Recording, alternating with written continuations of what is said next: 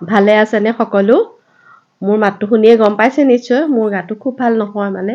অলপ কাহ হৈ আছে অকণ জ্বৰো আছে তথাপিও নবনালেতো নহয় আৰু এইটো এটা ৰিকুৱেষ্টেড ভিডিঅ' আছিলে বনাই দিব লাগে মোৰ অকণমান দেৰিয়ে হ'ল মই এইটো মিঠা ব্যঞ্জন মই বনাই দিলোঁ আজি অকণমান দেৰি হ'ল বেয়া নাপাব আকৌ দেই আৰু মোৰ ভিডিঅ'সমূহ আপোনালোকে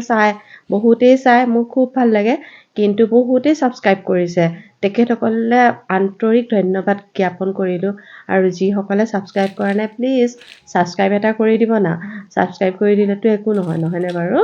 গতিকে ছাবস্ক্ৰাইবটো কৰি দিবচোন মোৰো ভাল লাগে তেতিয়া আজি মই গাজৰৰ ব্যঞ্জন এটা বনাবলৈ গৈ আছোঁ গম পাইছে নিশ্চয় কি বনাবলৈ গৈ আছোঁ গাজৰখিনি খুব ধুনীয়াকৈ ধুই বাকলি গুচাই পুনৰ ধুই ল'লোঁ ধুই পানী অকণো নথকাকৈ শুকুৱাই ল'লোঁ মানে এইখিনি খৰাহী এটাত টুকি ল'লেও হ'ব বা কাপোৰ এখন দি মচি ল'লেও হ'ব লৈ পেলাই পিহনাত পিহি দিব লাগিব পিহনাত পিহি নিদি হাতেৰে মানে মিহি মিহিকৈ কুটিলেও হ'ব কিন্তু মিক্সিত দিলে কিন্তু নহ'ব মিক্সিত দিলে মানে পানীটো ওলাই যাব যে তেতিয়া মানে বনাবলৈ অসুবিধা হ'ব বা পনীয়া হৈ যাবতো বেয়া হ'ব তেতিয়া গতিকে এইখিনি আৰু এনেকৈ ৰুকি ল'লে এটা জোখত ৰুকি ল'লে গাজৰবোৰ এডালকৈ এটা জোখতে হৈ যায় আৰু চব সমানে সিজি যায় আৰু এই বাদাম যে লৈছিলোঁ বাদামখিনি মই কাটি ল'লোঁ মই আখৰোট আলমণ্ড কাজু বাদাম আৰু অকণমান কিচমিচ লৈছিলোঁ ড্ৰাই ফ্ৰুটছৰ ভিতৰত যি দিলেই হ'ব নিজৰ পচন্দৰ কথা কেৰাহীটো গেছত পাতি পেলাই মই ইলাচি কেইটামান দি দিলোঁ ভাজি ল'লোঁ কাৰণ মিঠা বস্তুত ইলাচি গোন্ধটো দিলে ভাল লাগে আৰু এনেও গাজৰৰ গোন্ধটো নাইকিয়া হ'বলৈ হ'লে ইলাচি গুড়ি অকণমান দিবই লাগিব নহয়নে বাৰু ইলাচিকেইটা মানে অকণমান বাকলিকেইটা মচমচীয়াকৈ ভাজি ল'লোঁ মচমচীয়াকৈ ভজাৰ পিছতে নমাই থ'লোঁ আৰু নমাই থৈ পেলাই মই এতিয়া গাই ঘিউ দি দিম এতিয়া গাই ঘিউ নিদি ৰিফাইন তেলত বনালেও হয় কিন্তু ৰিফাইন তেলটোতকৈ গাই ঘিউটো উপকাৰী আৰু টেষ্টটো বেছি ভাল আহে গতিকে মই মিঠা বস্তু বনালে গাই ঘিউৱে প্ৰিফাৰ কৰোঁ কিন্তু দেই গাই ঘিউখিনি 50 গ্ৰামমান দিলোঁ দিয়াৰ পাছতে তেজপাত দুখিলা সৰুকৈ কাটি দিলোঁ সৰুকৈ কাটি দিলে লৰাবলৈ সুবিধা হয় যে ডাঙৰ হোৱাতকৈ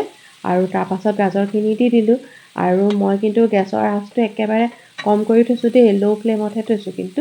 হাই ফ্লেমত থ'লে গাজৰখিনি দিয়াৰ লগে লগে যে জ্বলি আহিব গতিকে সেইকাৰণে ল' ফ্লেমত থৈছোঁ কিন্তু ইয়াৰ পিছত মই এতিয়া ফ্লেমটো অকণ বঢ়াই দিম মিডিয়াম ফ্লেমত কৰি দিম কাৰণ তেতিয়া গাজৰৰ পানী ওলাব কাৰণ গাজৰৰ পানী বেছি সোনকালে ওলাই যায় গাজৰখিনি যদি মানে বেছিকৈ সোনকালে সিজি যায় তেতিয়াও বেয়া হ'ব থেপথেপীয়া নিচিনা হৈ যাব আৰু আনহাতে যে মই ইলাচিকেইটা ভাজি থৈছিলোঁ সেইকেইটা চেনি এচামুচ দি গুড়ি কৰি ল'লোঁ চেনি দি দিলে গুড়িটো খুব ধুনীয়াকৈ হয়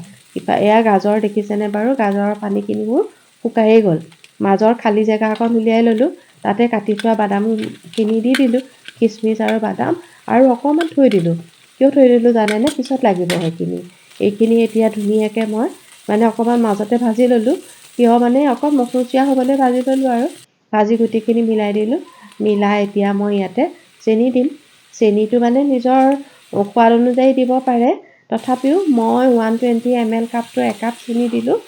আৰু অকণমান ইয়াতকৈ বঢ়াইও দিব পাৰে বা অকণমান কমাই দিলেও বাৰু কথা নাই চেনিখিনিৰ পৰাও পানী ওলায় গাজৰৰ পৰা পানীখিনিতো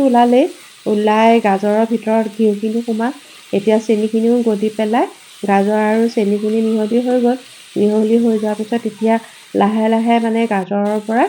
এতিয়া ঘিউখিনি ওলাবলৈ ধৰিছে আৰু সেয়া দেখিছেনে অকণকৈ চেনিখিনি শুকাই মানে অকণকৈ ঘিউখিনি ওলাবলৈ হৈছে আৰু এনেকৈ যদি ভালকৈ নেভাজে তেতিয়া কিন্তু কি হ'ব জানেনে পনীয়া লাগিব খাবলৈ মিঠা বস্তু পনীয়া লাগিলে বেয়া লাগিব নহয় গতিকে খুব ধুনীয়াকৈ ভাজিব লাগিব গাজৰখিনি মানে শুকুৱাই পেলাব লাগিব ভিতৰখন এতিয়া ইয়াতে মই এতিয়া গাখীৰ দি দিম গাখীৰ মই লৈছিলোঁ 200 গ্ৰাম তাৰে এতিয়া মই প্ৰথমতে 100 গ্ৰাম গাখীৰ দি দিম এয়া মই আমুল তাজাই ব্যৱহাৰ কৰিছোঁ গৰু গাখীৰ থাকিলেও দিব পাৰে সহজতে পাওঁ আৰু আমুল তাজা গাখীৰটো অকণ ডাঠ হৈছে ভাল লাগে তেতিয়া আৰু গাখীৰখিনি দিয়াৰ লগে লগে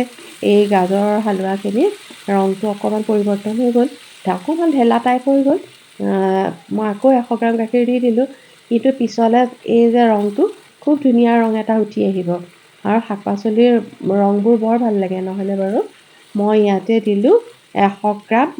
আমুল পাউডাৰটো নিদিলেও কথা নাই আৰু ইলাচি এচামুচ দি দিলোঁ আমুল পাউডাৰ নিদি পেলাই মাৱাও দিব পাৰে আৰু নিদিলেও কথা নাই, অকল গাখীৰ দি বনালেও খাবলৈ কিন্তু এনেকৈ বনালে বহুতেই টেষ্ট হয়। আৰু এইখিনি শুকাই গ'ল, এতিয়া গাখীৰো শুকাই গ'ল আৰু লাহে লাহে এতিয়া আকৌ গাখীৰখিনি শুকাই যোৱাৰ পাছত গাজৰৰ পৰা আকৌ এতিয়া ঘিউখিনি ওলাবলৈ আৰম্ভ কৰিছে আৰু লাহে লাহে এতিয়া ঘিউখিনি ওলাবলৈ আৰম্ভ কৰিছে, মানে আমাৰ ব্যঞ্জনবিধ বনাই প্ৰায় হৈছেগৈ এতিয়া। এয়া চাওকচোন, ওচৰৰ পৰা দেখুৱাই দিছোঁ, হৈ গৈছে। এতিয়া আপোনালোকৰ এয়া গাজৰৰ হালোৱা বনালোৱেই, আৰু যিসকলে মোক বনাবলৈ কৈছিলে তেওঁলোকে যদি বনাই খায়, বনাই কেনেকুৱা পালে কিন্তু জনাব। আৰু বিহুৰ প্ৰস্তুতি আপোনালোকৰ কেনেকুৱা চলিছে? মই কৰিব পৰা নাই, কিন্তু লাহে ধীৰে কৰিম আৰু বিহু পালেহিয়ে। আৰু নতুন নতুন ভিডিঅ'লৈ পুনৰ আপোনালোকৰ মাজলৈ আহি থাকে। আপোনালোকে মোৰ ভিডিঅ'বোৰ চাই থাকিব, ছাবস্ক্ৰাইব কৰিব, লাইক কৰিব আৰু শ্বেয়াৰ কৰিব দেই।